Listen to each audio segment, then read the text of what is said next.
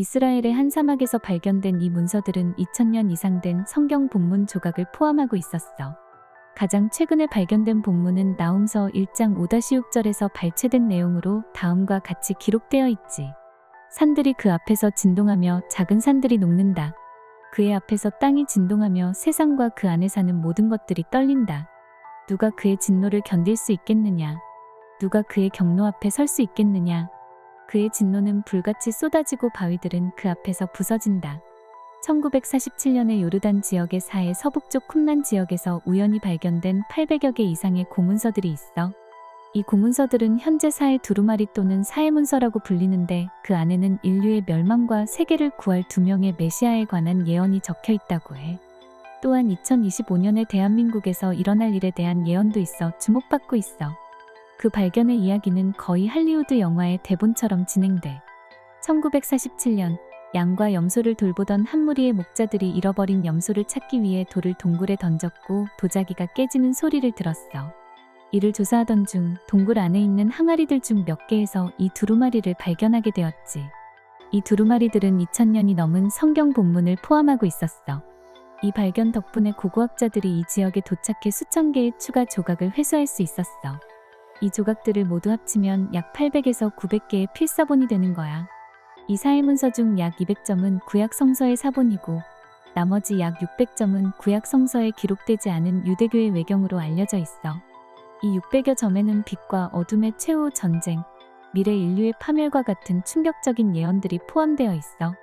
그리고 지금까지 일어난 세계의 큰 사건들을 대부분 맞춘 것으로 알려져 있지. 이 문서를 남긴 사람들이 과연 누구일까? 그리고 그들이 어떻게 미래의 일을 알 수 있었을까? 학자들이 이번에 발견된 문서를 기원전 2세기에서 1세기에 활동했던 유대교의 한 분파인 에센파가 남긴 것으로 보고 있다는 점은 매우 흥미로워. 에센파는 당시 유대교 교리 중에서도 가장 엄격한 규율을 따랐던 집단으로 그들의 신념과 생활 방식은 그야말로 독자적이었지.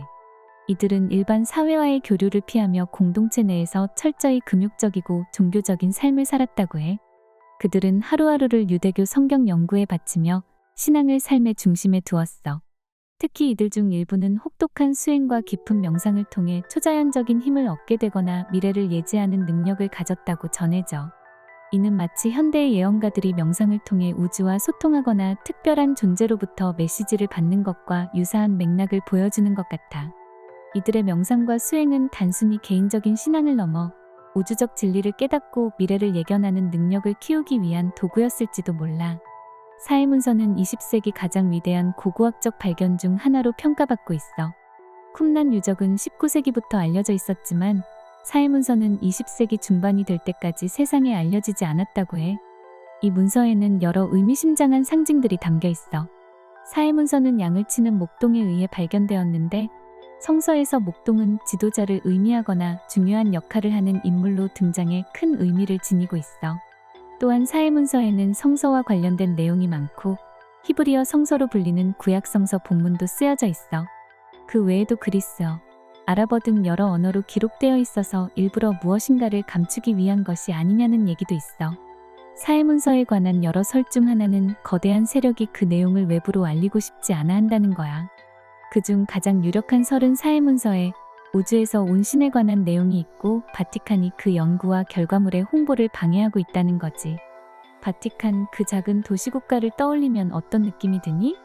인구가 1000명도 안 되는 조그마한 나라지만 그곳이 전 세계 10억 명이 넘는 가톨릭 신자들의 중심이라는 사실을 상상해봐. 로마 교황은 단순한 지도자가 아니야. 그는 신의 대리인으로 여겨지며 그의 한마디가 전 세계에 엄청난 영향을 미친다는 거 알지? 이 정도라면 바티칸의 발언력이 얼마나 강력한지 짐작할 수 있을 거야. 그런데 만약 신이 외계에서 온 존재라는 사실이 밝혀진다면 그들이 그토록 지켜온 권력은 어떻게 될까? 가톨릭의 거대한 제국이 무너질 위험에 처할지도 모를 일이야. 고대 수메르 문명의 신화 속에 등장하는 마르두크라는 신, 알고 있니? 이 신은 단순한 신이 아니라 우주에서 날아온 외계인이었어.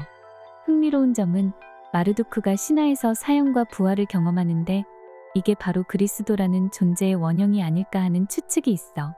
마치 그리스도교의 탄생을 예견한 듯한 느낌이 들지 않아? 많은 고대 종교들에서 우주에서 날아온 신, 즉 우주인이 개혁의 주체로 묘사되곤 해. 쉽게 말해 신과 우주인이 같은 의미로 쓰였다는 얘기지. 그런데 어느 순간부터 신이 단순한 존재를 넘어 숭배의 대상으로 변하기 시작했어.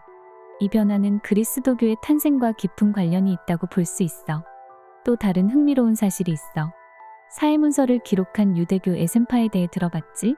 이들은 단순한 종교 집단이 아니라 목수와 같은 직업군을 중심으로 형성된 직업 집단이었어. 그들의 일상에서 사용하던 목수 도구들이 그들에게는 단순한 도구 이상으로 상징적인 의미를 지니게 되었지. 재미있는 점은 오늘날 세계적으로 가장 유명한 비밀 단체인 프리메이슨의 상징 중 하나로 목수의 직각자가 사용된다는 거야. 고대의 상징이 현대에도 여전히 중요한 의미를 지니고 있다는 건 그 연결고리가 얼마나 깊고 오래된 것인지를 보여주는 것 같아. 사해문서가 이야기하는 인류의 미래에 대해서도 많은 내용이 있어. 사해문서의 예언 중 가장 잘 알려진 내용으로는 신의 백성에게는 구원과 영광이 찾아오고 어둠의 백성들에게는 멸망이 예고된다는 거야. 빛과 어둠의 세력은 기나긴 전쟁을 치를 것이고 신은 빛의 자식에게 미소 지을 거라고 해. 빛은 신을 따르는 선한 이들을 말하고 어둠은 악마에게 지배당하는 사람들로 해석돼. 확실히 인간 사회에는 다른 사람을 속이거나 상처 주고 자신의 이익을 챙기려는 사람들이 존재하지. 특히 현대 사회에선 새로운 유형의 사기나 인터넷을 이용한 범죄가 그 어느 때보다 만연해 있어. 그래서 우리는 때로는 누가 범인인지도 모른 채 범죄의 표적이 되기도 해. 그런데 사해문서의 예언에 따르면 일부 권력자들이 세계의 이면에서 모든 것을 장악하고 이익을 독점하며 세력을 키워 전쟁을 일으킨다고 해. 사해문서 중에서도 빛과 어둠의 전쟁을 기록한 문서는 전쟁의 문서라고 불리는데 많은 해석가들은 이 전쟁이 다가올 핵전쟁을 예고하는 것이라고 보고 있어. 이 문서에는 전쟁이 발발하면 단 6시간 만에 1억 명 이상의 인구가 희생될 것이고 세계에는 불평등과 어둠의 백성의 권리가 모두 사라질 것이라고 적혀 있어. 이는 핵무기로 세계가 파괴되면서 모든 것이 새로운 상태가 되고 부정한 행위로 이익을 취했던 자들이 일제히 소멸될 것이라는 의미로 받아들일 수 있어. 이는 세계를 뒤에서 조종하는 자들이 마침내 권력을 잃는다는 의미로도 해석돼. 그러나 실제로 핵무기가 사용된다면 악마에 지배된 사람뿐만 아니라 선량한 많은 사람들도 피해를 입을 거야. 사해문서에 담긴 이 예언은 정말로 어두운 전망을 제시하고 있어.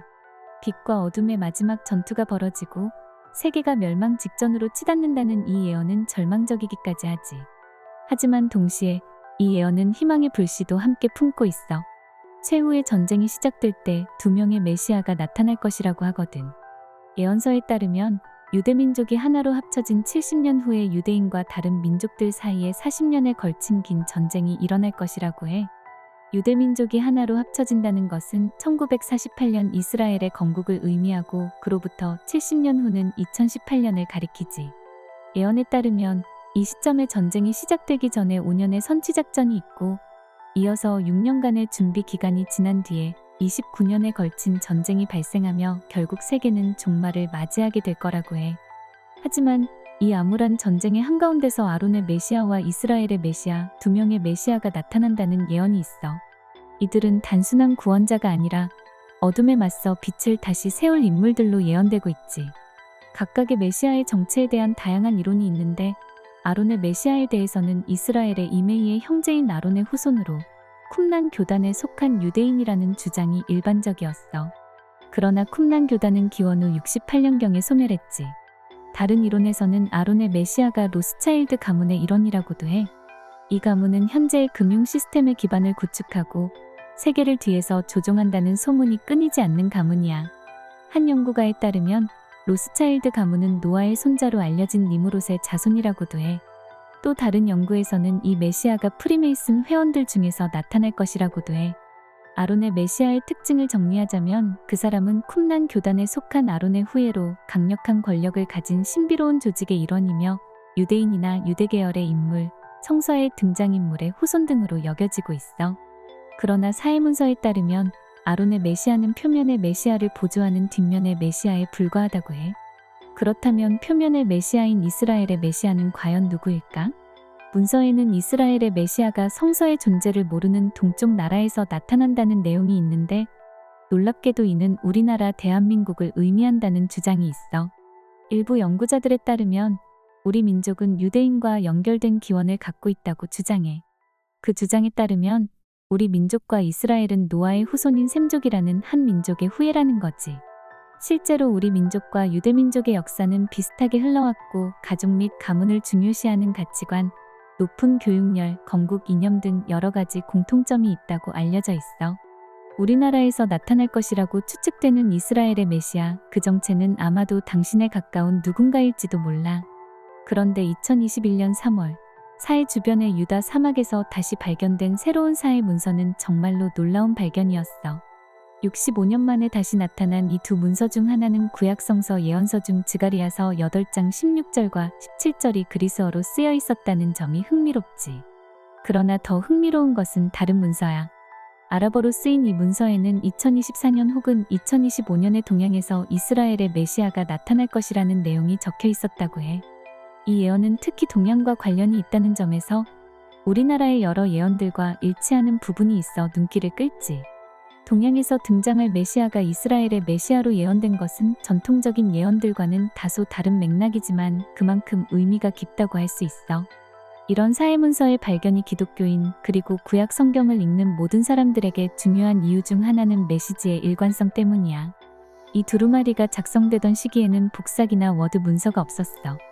이 두루마리들은 모두 손으로 작성되었지. 히브리어 서기관들이 이 문서들을 복사하고 보존하는 과정에서 모든 작업이 신중하고 정밀하게 이루어졌어. 이 발견은 우리가 이미 영어로 번역한 성경이 대부분 정확하다는 것을 입증해 주었지. 조사는 그 이후에도 꾸준히 계속되고 있고 앞으로 어떤 새로운 예언이 나올지 기대돼. 그리고 우리는 이미 발견된 예언 중 가장 중요하다고 여겨지는 최후 전쟁을 피하는 방법이 있을지에 대해 생각해 봐야 할 거야. 이 이야기의 마지막은 이사야 41장 10절로 마무리할게. 두려워하지 말라. 내가 너와 함께 함이니라. 놀라지 말라. 나는 내 하느님이 됨이라. 내가 너를 굳세게 하리라. 참으로 너를 도와주리라. 참으로 나의 의로운 오른손으로 너를 붙들리라. 구독과 좋아요 잊지 마.